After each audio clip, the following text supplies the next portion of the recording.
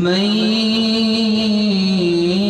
يهده الله فلا مضل له ومن يضلل فلا هادي له ونشهد أن لا إله إلا الله وحده لا شريك له ونشهد أن سيدنا ونبينا وحبيبنا وشفيعنا وسندنا وإمامنا ومولانا محمدا عبده ورسوله صلى الله عليه وعلى آله وصحبه وبارك وسلم تسليما كثيرا كثيرا. أما بعد فأعوذ بالله من الشيطان الرجيم. بسم الله الرحمن الرحيم. إنما يتذكر أولو الألباب.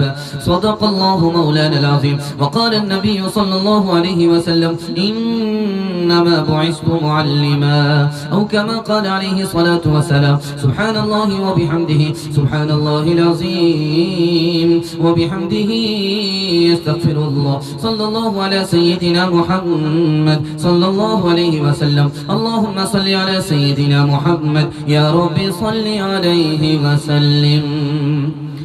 اگر تعلیم میں ہم کچھ ترقی کر نہیں سکتے ترقی کا ہمارا کوئی امکان ہو نہیں سکتا.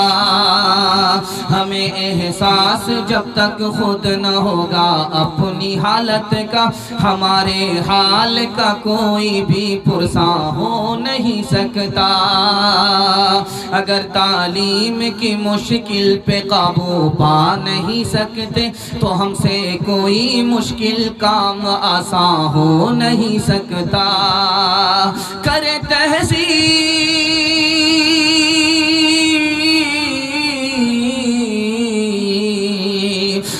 تہذیب سے آراستہ ہم اپنی نسلوں کو شکیل سے زیادہ کوئی احسان ہو نہیں سکتا.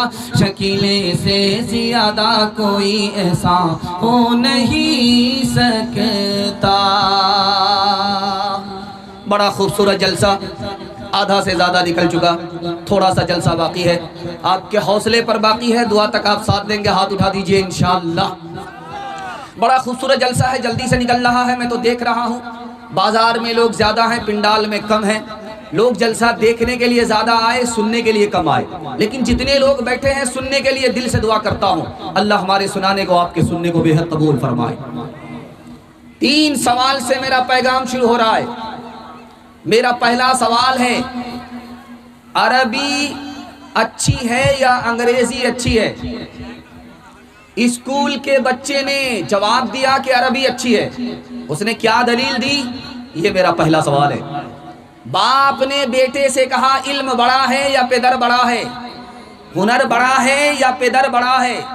باپ بڑا ہے یا علم بڑا ہے؟ باپ نے کیا جواب دیا؟ یہ میرا دوسرا سوال ہے. تیسرا سوال ہے علم بڑھ کر کے ہے یا مال بڑھ کر کے ہے؟ یہ آخری سوال ہے.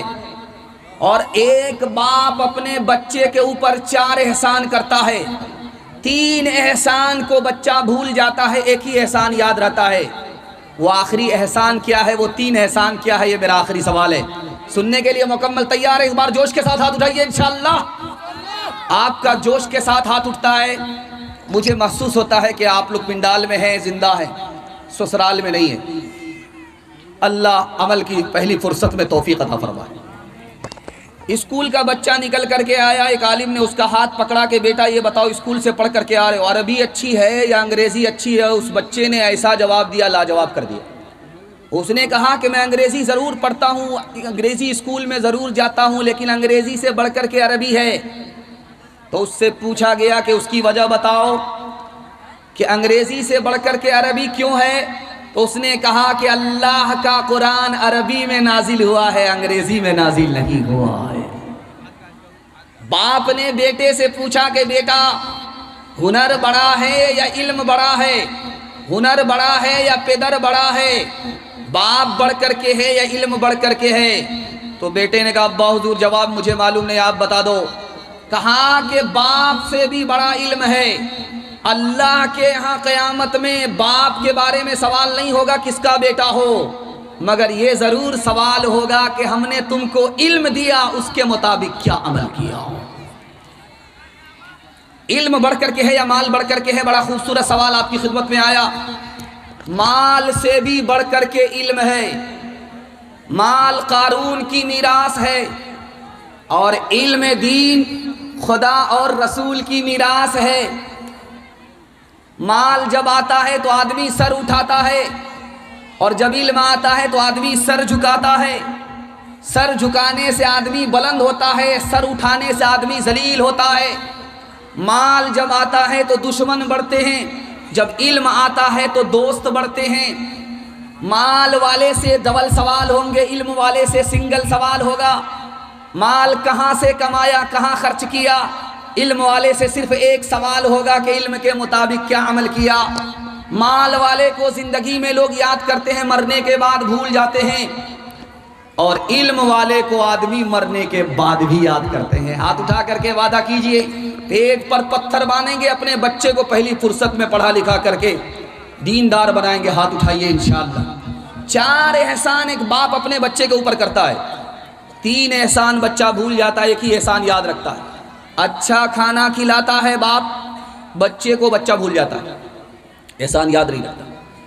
بچے کو باپ اچھا کپڑا پہناتا ہے، بچہ بھول جاتا ہے۔ بچے کے لیے باپ اچھا مکان بنائے ہوا ہے، اس احسان کو بھی بچہ بھول جاتا ہے۔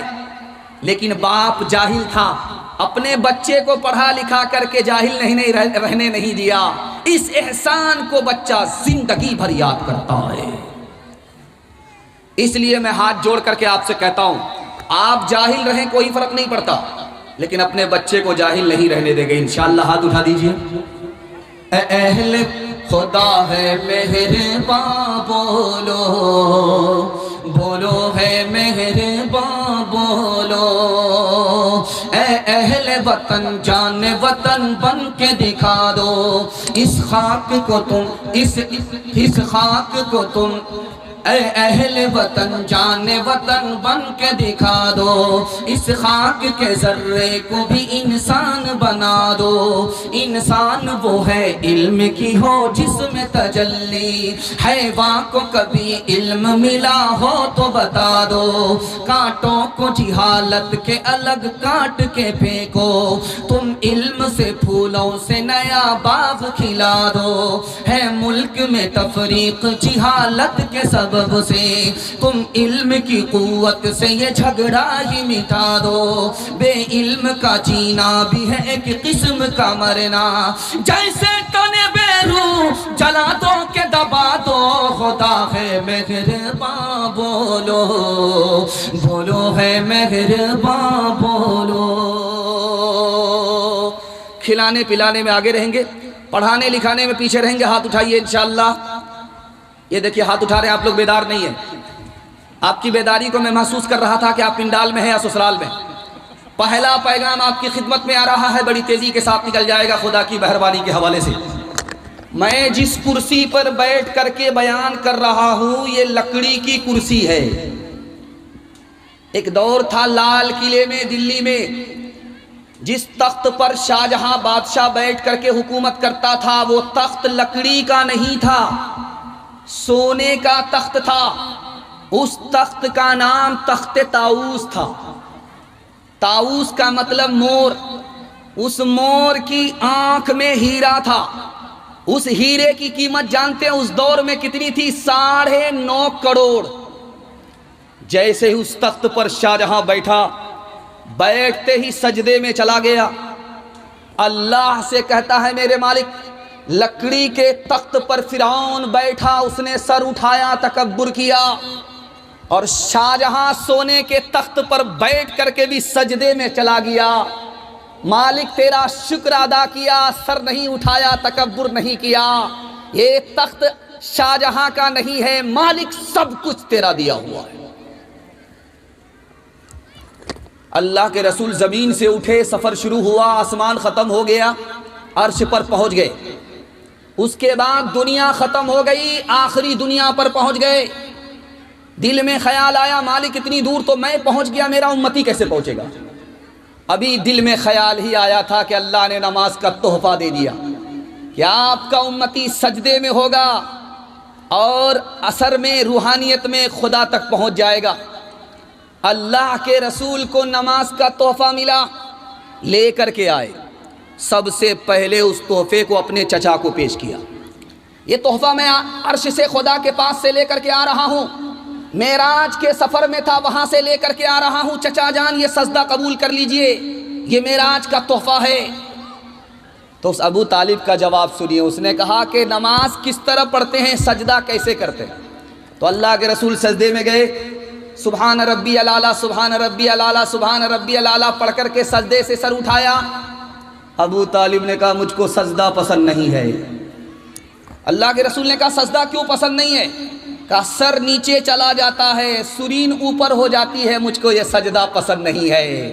سجدے میں ابو طالب نے عیب لگایا، اللہ نے ایمان کی دولت سے محروم کر دیا۔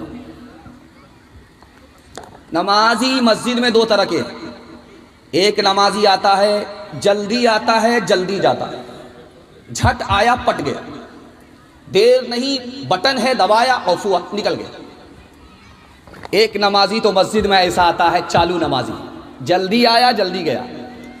دوسرا نمازی جو مسجد میں آتا ہے وہ جلدی آتا ہے دیر سے جاتا ہے۔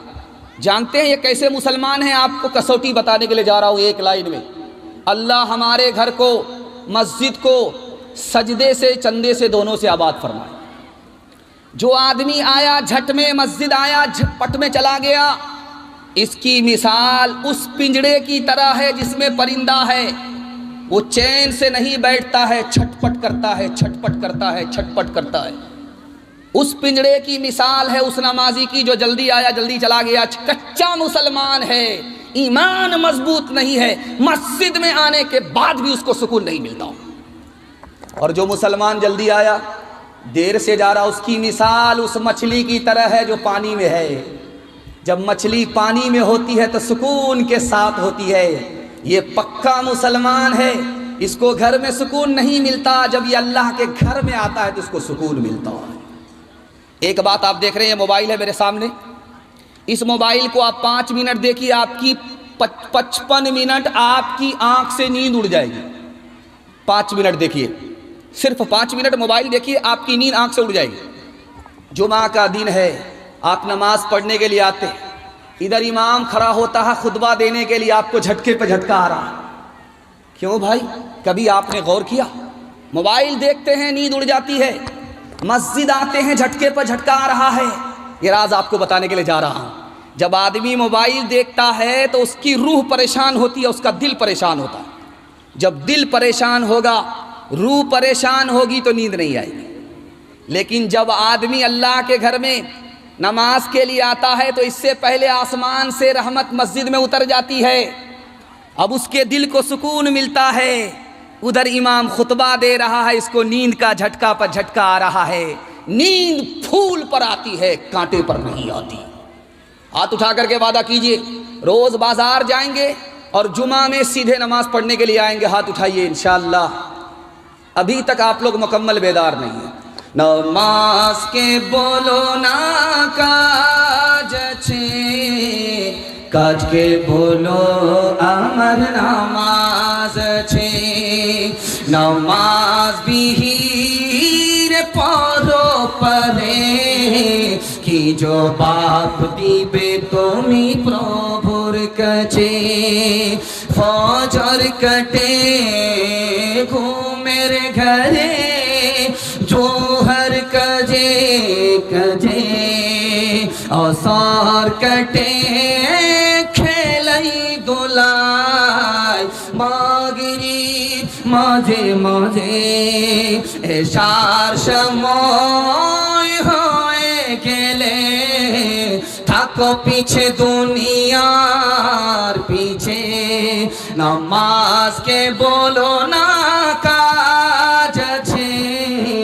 কাজকে বলো আমার নামাজ আছে।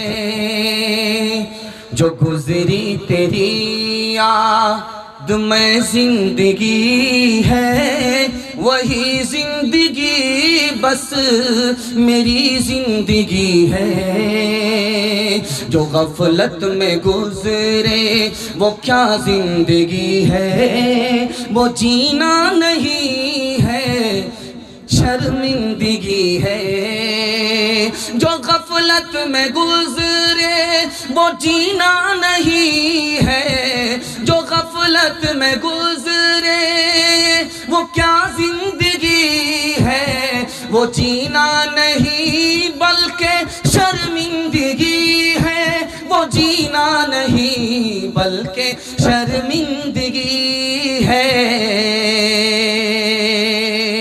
وہ جینا نہیں بلکہ شرمندگی ہے، جو غفلت میں گزرے وہ کیا زندگی ہے، وہ جینا نہیں بلکہ شرمندگی ہے، وہ جینا نہیں بلکہ شرمندگی ہے، جو ہر سانس سنت کے تابع نہیں ہے، خدا کی نہیں نفس کی بندگی ہے،